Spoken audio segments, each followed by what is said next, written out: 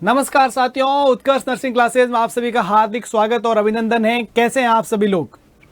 बिल्कुल, मैं उम्मीद करता हूं आप बिल्कुल स्वस्थ हैं। आज मैं आपके सामने हाजिर हुआ हूं एक बेहद खतरनाक और बेहद ट्रेंडिंग वायरस को लेकर, और जिसका नाम है चांदीपुरा वायरस। नाम सुनने में ऐसा लग रहा है कि चांदी चांदी लग जाएगी, लेकिन यहाँ पर चांदी नहीं लग रही है। यहाँ पर तो ऐसा मामला है कि सीधा जिंदगी का दांव लग रहा है यहाँ पर।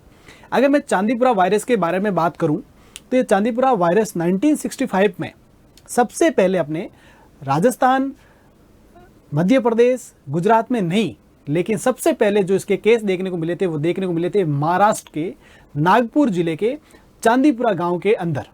और उसी वजह से उस वायरस का नाम क्या रख दिया? चांदीपुरा वायरस नाम रख दिया। इस वायरस के बारे में अपन कुछ बेसिक पॉइंट से अपन बात की शुरुआत करेंगे कि ये वायरस किस तरीके से, कौन सी फैमिली से बिलोंग करता है, कौन से एज ग्रुप को टारगेट करता है, क्या क्या इसके क्लिनिकल फीचर्स होते हैं, कैसे इसको डायग्नोस किया जा सकता है, क्या इसका ट्रीटमेंट है और कैसे अपन उसको प्रिवेंट कर सकते हैं। इन तमाम टॉपिक पे अपन चर्चा करेंगे। सबसे पहले मैं आपसे बात करता हूँ चांदीपुरा वायरस के बारे में। देखो, चांदीपुरा नाम बहुत शानदार लगा मेरे को, पर है बहुत खतरनाक है ना। नाम अच्छा है, हो सकता है कोई सोनीपुरा आ जाए, लेकिन यहाँ पर बड़ा खतरनाक है चांदीपुरा वायरस। नाम क्या है इसका? चांदीपुरा वायरस। और ये जो चांदीपुरा वायरस है, ये वायरस बिलोंग करता है, सबसे पहले जो इसके बारे में आपसे सवाल पूछा जा सकता है, ये आपसे पूछा जा सकता है, ये कौन सी फैमिली से बिलोंग करता है? ये रेप्डो वायरस फैमिली से बिलोंग करता है। कौन सी फैमिली से बिलोंग करता है? रेप्डो वायरस फैमिली से बिलोंग करता है। इसका भी परिवार है ना, परिवार का होना बेहद जरूरी है, और इसका भी एक बहुत अच्छा परिवार है। रेप्डो वायरस फैमिली का ये संबंधित बिलोंग करने वाला वायरस है। सबसे पहला केस 1965 के अंदर, अगर मैं इसकी बात करूं फर्स्ट केस की, first case in 1965 in Chandipura village, जो कि चांदीपुरा विलेज है, जो कि कौन से जिले के अंदर है? आपके नागपुर जिले के अंदर, इन महाराष्ट्र,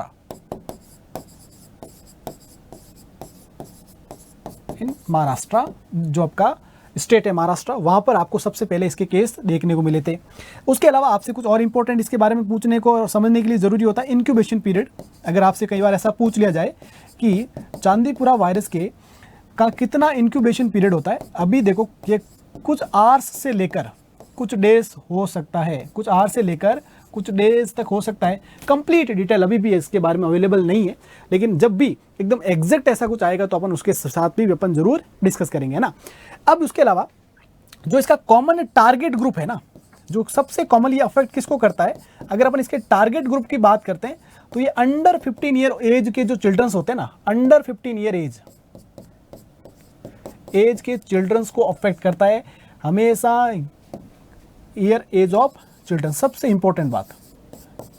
और कौन सी सीजन के अंदर ये सबसे कॉमनली टारगेट होता है? अगर अपन इसकी सीजन की बात करें तो सबसे कॉमन जो सीजन रहती है ये अपने मानसून वाला समय है ना, ये मानसून कह सकते हो आप। और इसको सर्वाइव करने के लिए सबसे ज़्यादा इंपॉर्टेंट क्या चाहिए होता है? मॉइस्चर। और मॉइस्चर सबसे ज़्यादा कहाँ पर देखने को मिल सकता है? ह्यूमिडिटी कह सकते हो। उसके अलावा अपन कह सकते हैं कि अपनी जो इन्वायरमेंट में भी अगर अपन बात करें तो जो ह्यूमिडिटी है, अगर अपन कह सकते हैं थोड़ी मॉइस्चर है, जो ज़्यादातर आपको किस समय सबसे ज़्यादा देखने को मिलता है, और वो सबसे ज़्यादा देखने को मिलता है आपको मानसून के समय, और इसी समय ये सबसे ज़्यादा कॉमनली देखने को मिला। ये तो इसकी कुछ बेसिक जानकारी थी जो आपको जानना बेहद ज़रूरी था। अब इसके बारे में सबसे इंपॉर्टेंट बात कि सर अभी इसके बारे में इतनी चर्चा क्यों हो रही है?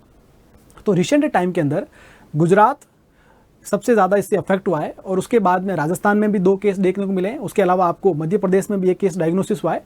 तो ऐसे केसेस यहाँ पर देखने को मिले, और यहाँ पर केसेस देखने में कॉमनली जो बच्चों को अफेक्ट करता है, और बच्चों को जब अफेक्ट करता है तो उसके अंदर इसकी जो मोर्टेलिटी रेट है, कि जब किसी भी केस की वजह से किसी भी, जैसे मान लीजिए ये 100 लोगों को अगर या 100 बच्चों को अगर ये अफेक्ट करता है, तो उस केस के अंदर ये कितने लोगों की जान ले सकता है, ये इसके लिए सबसे डरावना एस्पेक्ट इसका बनता है। और उसको अपन कह सकते हैं फेटेलिटी रेट भी कह सकते हैं, या अपन यहाँ पर मोर्टेलिटी रेट के नाम से भी कह सकते हैं, अपन डिस्कस कर सकते हैं। अगर अपन इसकी मोर्टेलिटी रेट की बात करें तो कुछ इंस्टीट्यूट इसको 75 to 85% तक मानता है। 75 to 85%, मतलब ये 100 बच्चों को उसने अगर अफेक्ट करा तो ये 75 to 85% बच्चों की जान ले सकता है। ये वजह है सबसे ज़्यादा इससे डरने की वजह।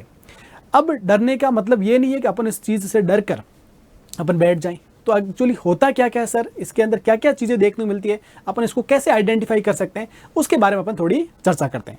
तो देखो, अगर अपन इसकी बात करें, ये जो होता है एक तरह का वेक्टर बॉर्न डिसऑर्डर है। अगर अपन बात करें, जो अपना चांदीपुरा वायरस है वो एक तरह का वेक्टर बॉर्न डिसऑर्डर है।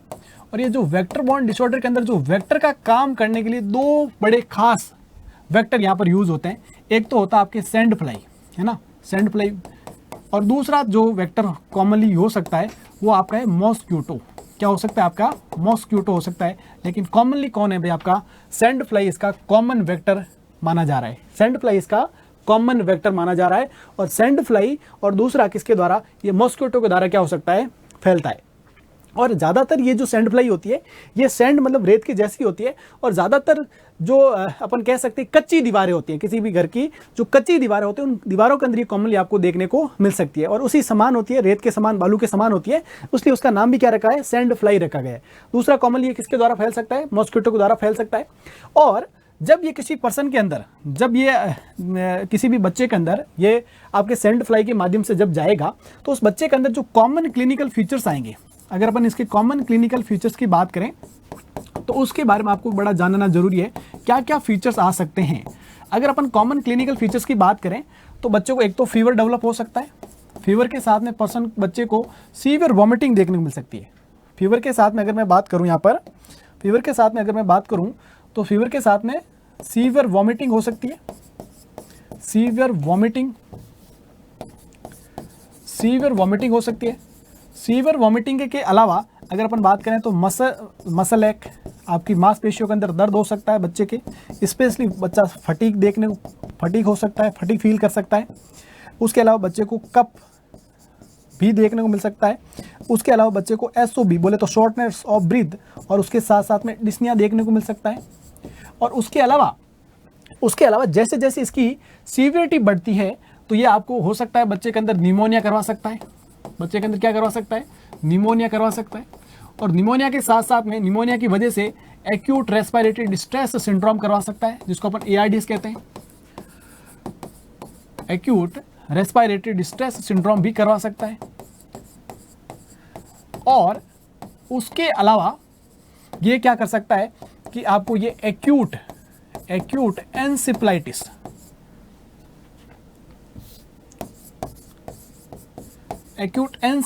सिंड्रोम भी करवा सकता है, जो कि इसकी मोर्टेलिटी का एक बड़ा कारण माना जाता है। एक्यूट एनसेफेलाइटिस सिंड्रोम करवा सकता है, जिसके अंदर पर्सन को कन्वर्जन क्या आ सकते हैं? कन्वर्जन्स आ सकते हैं।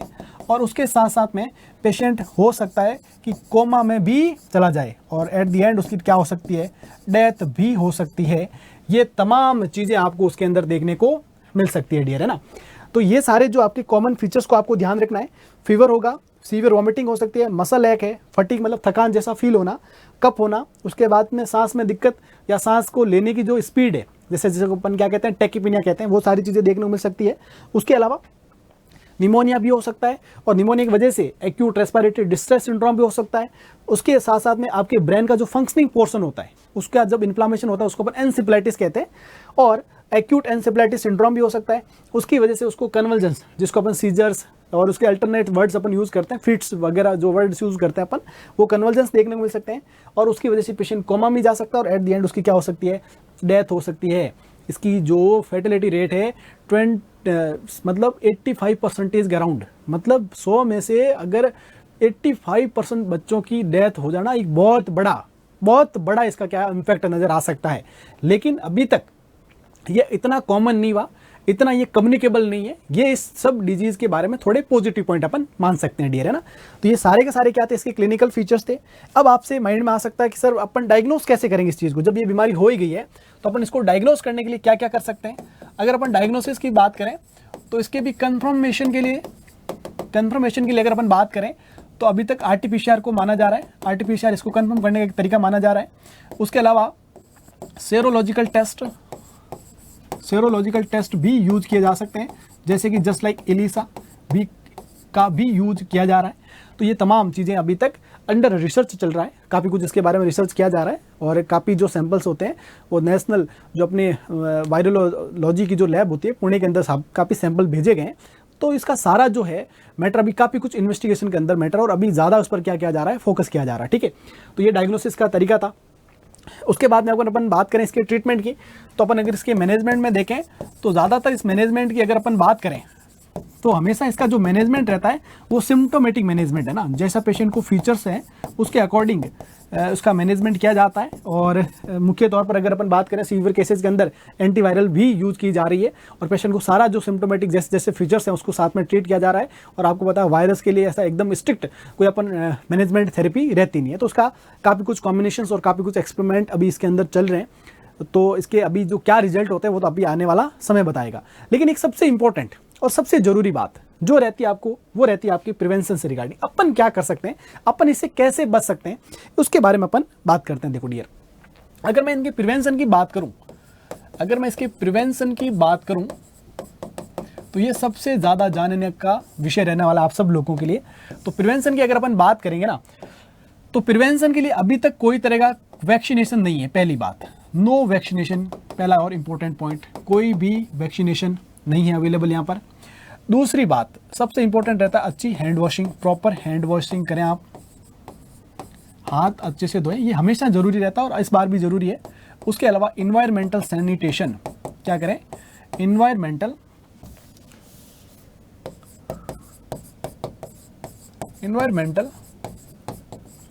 Sanitation.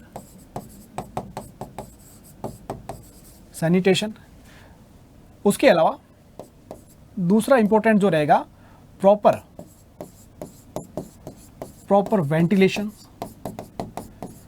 Ventilations and sunlight exposure. आपके घर के अंदर अच्छे से सनलाइट आए, उस वजह से आपका सनलाइट का भी अच्छा एक्सपोजर रखें। अगर घर की दीवारें अगर कच्ची दीवारें हैं और अभी भी वो नमी भी उसमें ज़्यादा लंबे समय से नमी रह रही है, तो उसके अंदर सनलाइट कैसे एंटर कर सके, उस वेंटिलेशन को कैसे अच्छे से मेंटेन किया जा सके, उस चीज़ का ध्यान रखें।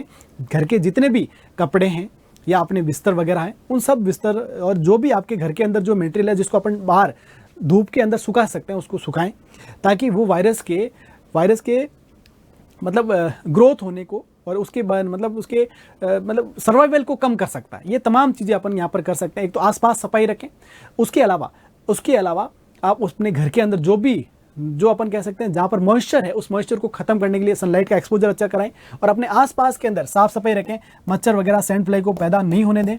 और उसके अलावा उसको किल करने के लिए अपन इंसेक्टिसाइड भी यूज़ किया जाता है और उसको अभी यूज़ किया जा सकता है। तो ये जो तमाम तरीके हैं अभी तक आप यूज़ कर सकते हो, क्योंकि अभी तक वैक्सीनेशन बना नहीं है और जब तक वैक्सीन नहीं बन जाता तब तक अपने पास में ये जो सारे सोर्स हैं वो आपके लिए बेहद महत्वपूर्ण रहने वाले हैं।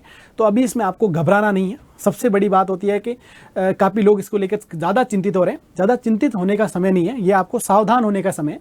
आप अपने ज़्यादातर बाहर जाने को, एक्सपोजर को कम करें, आसपास के एरिया को साफ रखें, हाथ अच्छे से धोएं और जितना हो सके अपने को मैक्सिमम प्रिवेंशन अपने पर फोकस करना है।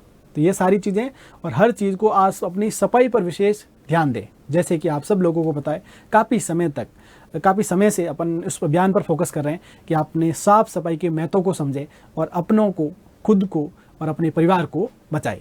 अपने परिवार को बचाना ही काफ़ी नहीं होगा, अपने आसपास के लोगों को, अपने समाज को बचाना आप सब लोगों का एक कर्तव्य है। और जब अपन सब मिलकर इसके लिए प्रयास करेंगे तो अपने देश को भी अपने से सुरक्षित रखेंगे। आप सभी लोग सुरक्षित रहें, सतर्क रहें, ऐसी मैं आशा करता हूँ। आप सभी लोग इस सेशन में जुड़े, उसी लिए आप सभी लोगों का तहे दिल से शुक्रिया। Thank you.